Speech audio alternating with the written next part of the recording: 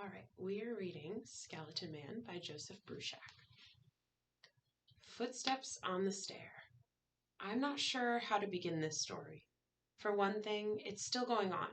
For another, you should never tell a story unless you're sure how it's going to end. At least that's what my 6th grade teacher, Miss Shabazz, says. And I'm not sure at all. I'm not sure that I even know the beginning. I'm not sure if I'm a minor character or the heroine. Heck, I'm not even sure I'll be around to tell the end of it. But I don't think anyone else is going to tell this story.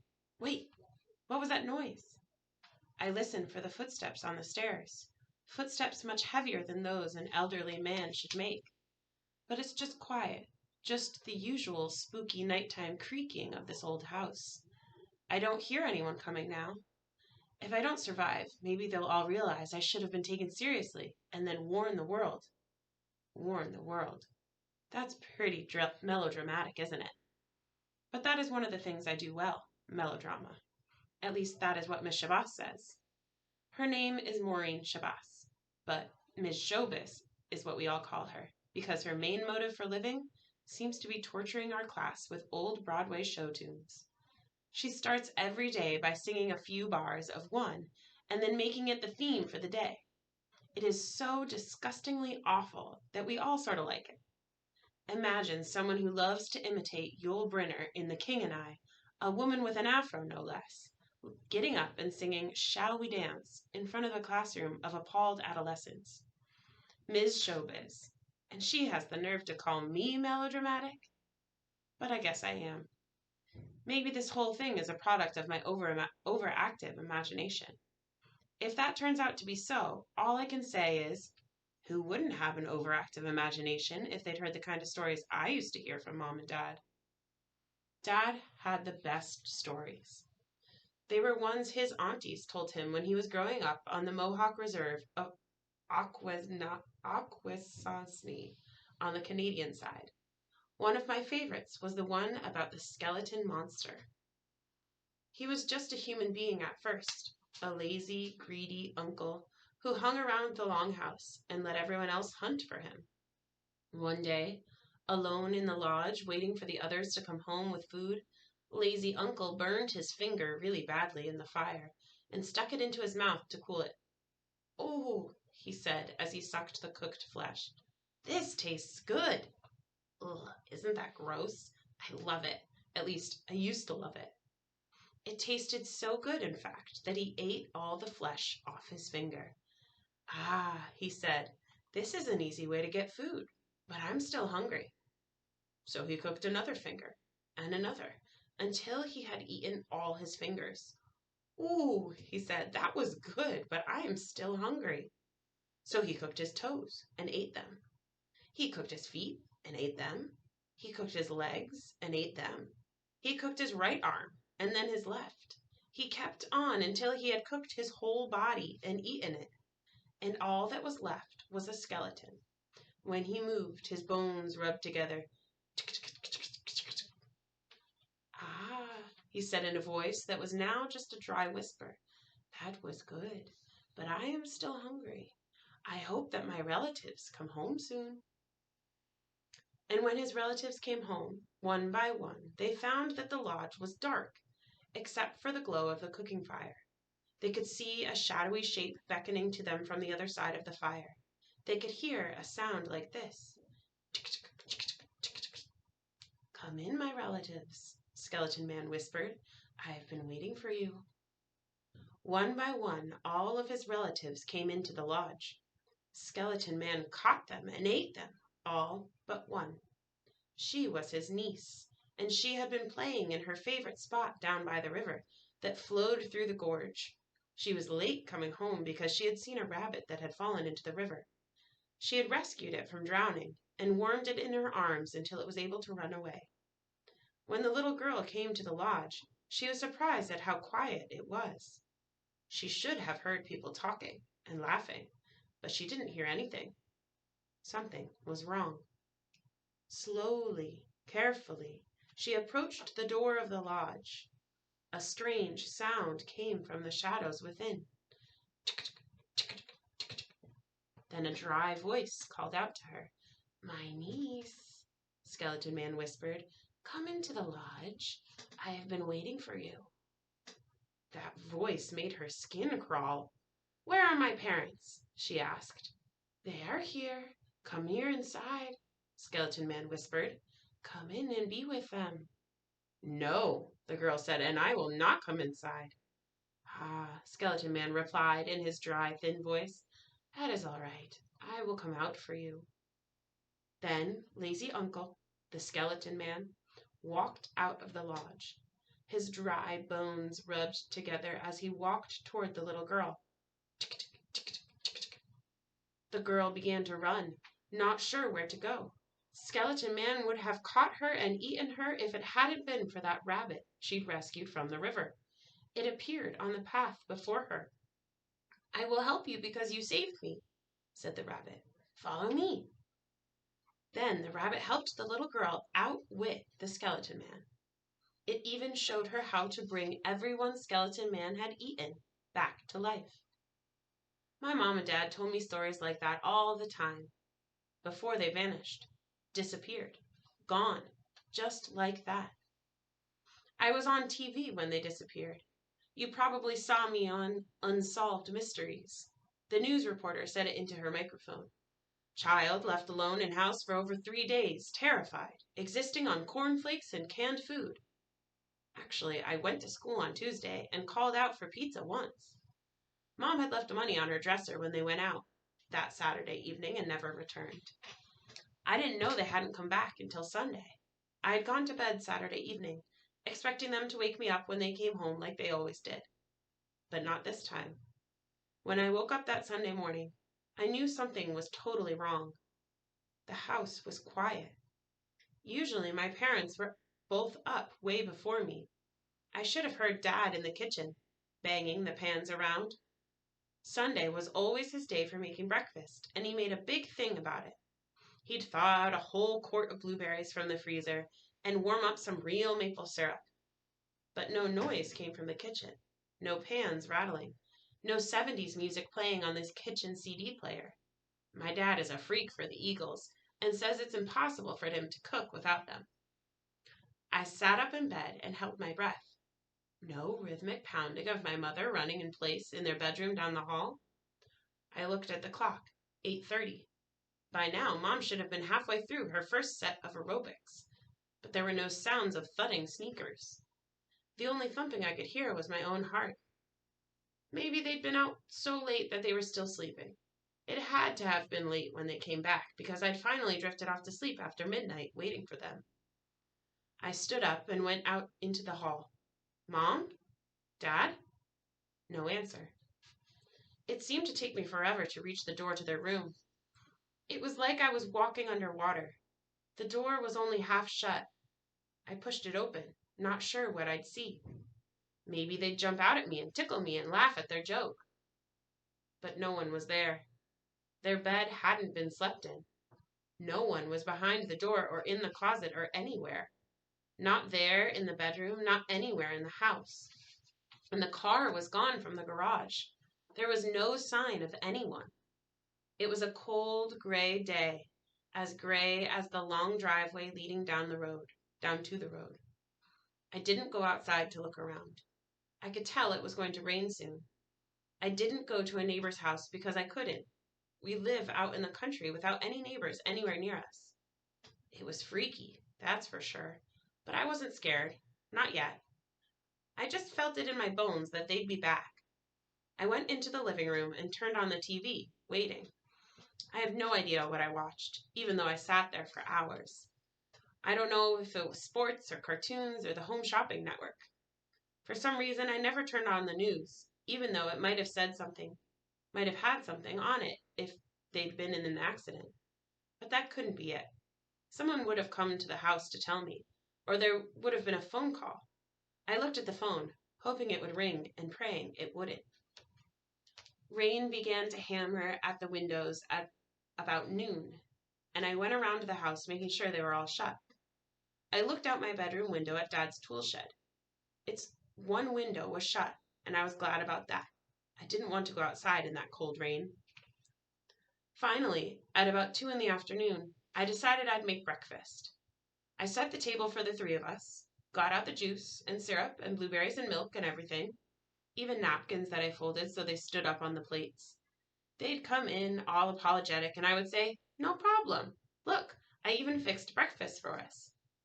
I can't explain why I thought anyone would want breakfast in mid-afternoon. It made sense then. I must have been preoccupied, what with listening for their car to pull in, because I made the pancakes all wrong, so that they were runny, and then I burned them. I laughed some when I was cleaning up the mess I'd made, just knowing that they'd come in right in the middle of it and tease me and tell me it was all right. And then we'd all go out for dinner. But it didn't happen that way. Finally, at about 8 p.m., I ended up eating cornflakes with warm milk and what was left of the thawed, soggy blueberries. I got my pillow and some blankets and made a bed for myself on the couch in front of the TV. That way, they'd see me there when they came in. They'd be sorry and I'd be upset, but I would finally forgive them. I also didn't feel like going upstairs all by myself. Besides, Dad would pick me up and carry me to my room like he used to do when I was a little girl. I knew I was much too big for that now, but the thought of it, of my dad's strong arms lifting me, my mom patting my face with her hand, calmed me down, and I went off to sleep. When I woke up the next morning, on Monday, and found out I was still alone in the house, I guess I should have called someone, but I didn't. I didn't get dressed for school. I didn't even turn off the TV, which had been going all night. I just sat and looked at the phone. The first time it rang, I jumped a mile. It was from work, for Mom. I told them she was sick. I did the same thing when Dad's partner, Al Mondini, called from the bank to see where he was. Mom and I always called him Almond Al. "Shouldn't you be at school, Molly?" Almond Al said. "I should, but I'm sick too," I said. I could hear the long pause at the other end of the line. If I was sick, he was wondering how come I was talking on the phone now. So, just like my parents always said, one lie had to lead to another. "I'm better than they are, though," I said in a quick, nervous voice. I mean, I didn't lose my voice like they did, and so that is why I am answering the phone. But it hurts to talk, so I have to hang up now. Bye. Maybe Almond Al was the one who got suspicious and called the police. That night, I went around to all the doors to make sure they were still locked, and I checked the windows. I turned off the TV, and then, because it seemed too quiet, I turned it on again. Not real loud, just on. I went upstairs and turned on the radio in Mom and Dad's bedroom, and I lay there for a while on top of their bed, listening to classical music. I still wasn't scared, but after a while I got up and went into my bedroom. I locked my door and put a chair in front of it. There's this song that Mom taught me once, one that she called a lonesome song, a song you sing when you're all alone and need a friend. If a friend hears you, they'll sing it back to you. I sang that lonesome song very softly to myself. Hey ho, hey ya, nay. I kept on singing it. Even though no one answered, it made me feel less alone, and I fell asleep. The next morning was easier. I got up, got dressed, had more cornflakes, brushed my teeth, and caught the school bus at the bottom of our driveway. I didn't say anything to anyone about Mom and Dad being gone. They're on a trip, I was telling myself now. Everything is fine. They'll be back. I even remembered to make up a really official-looking note on my computer saying that I'd been sick, and that was why I'd missed school. And I signed it with my mom's name. But maybe the way I worded it wasn't quite right. I know the woman in the office looked at me strangely when I handed it to her with a big smile. Maybe she was the one who made the call. Or maybe it was Miss Shabazz. I smiled and laughed so much in class that day that Miss Shabazz looked over at me with one eyebrow raised, the way she always does when she thinks something is wrong. But I avoided talking with her. If I talked with her about it, then it would mean something was wrong. I was so sure that everything would work out. I never doubted. Not even when the people came to the house the next night and started questioning me. Nor when the social service lady and the 2 cops escorted me out. I just kept saying, I have to stay here. They'll be back. I even said that to the news people when they showed up. I don't know who called them. Maybe they just sensed it in the way sharks smell blood and come swarming in when something has been wounded.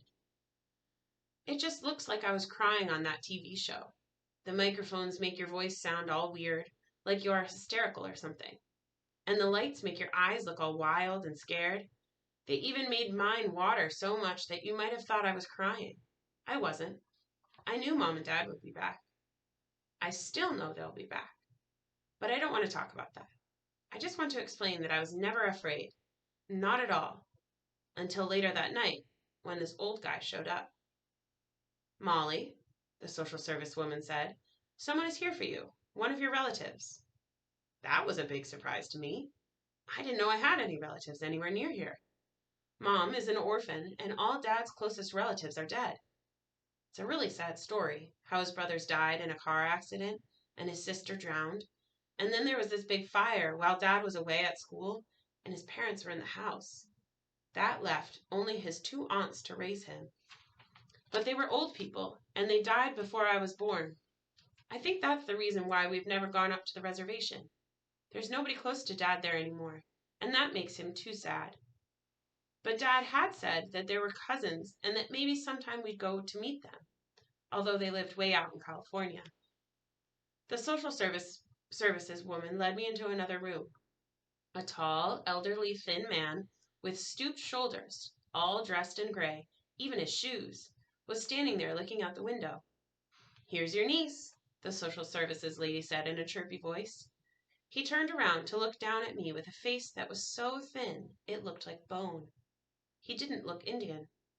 Though his skin was almost as brown as my dad's, it was as if he'd dyed himself that color. His eyes were round and unblinking, like the eyes of an owl. He smiled, and I could see how big his teeth were. I don't know him, I said, taking a step backward. Of course not, chirped the lady. He's been out of the country. She smiled at him, and he nodded back at her. They were 2 adults, and I was just a kid. What could I know about anything? You see, she said, taking the tone that certain grown-ups use with children and idiots, who are the same in their minds. This is such a wonderful coincidence. Your great-uncle here moved into our town just 2 weeks ago without even knowing that your father, his own dear nephew, was here. He just happened to see the story on the news and came right over here. You are his flesh and blood, dear. I looked up at him again, and he nodded. There was a little smile on his face. It was as if he knew what I was thinking, as if he knew I knew he wasn't who he said he was, but there was nothing I could do to stop this. I don't know him, I said again. I've never heard of him, and I don't care if he is my uncle. My parents will be back soon, and my teacher said I could stay with her if you're worried about me being home by myself. That was true. Miss Shabazz had left only an hour ago. She had come to the offices where I was being kept. She had agreed with me that my parents would be back soon, but she had suggested that, just for now, I might like to stay with her, so I wouldn't have to be alone. But social services wouldn't hear of it, not when an actual relative was coming to get me. The lady shook her head. She was losing her patience. Dear, she said, we have checked things very thoroughly. She turned and gestured to the tall stranger she was determined to hand me over to. The expression on her face said that she was sorry to bother him, but they needed to humor me to keep me from making a scene. He reached into his pocket and pulled out a big wallet. It was covered with snakeskin. Here, she said, taking the wallet and holding it out to me. I put my hands behind my back. I didn't want to touch it. Oh, she said in an exasperated voice, look. She flipped the wallet open. There was a driver's license with a picture of the man who was saying he was my uncle. The picture looked more human than he did, but it was him. I looked over at him. A horrible thought came to me. Maybe I was the only one who could see him this way. Maybe he looked normal to other people. I snuck a glance at him.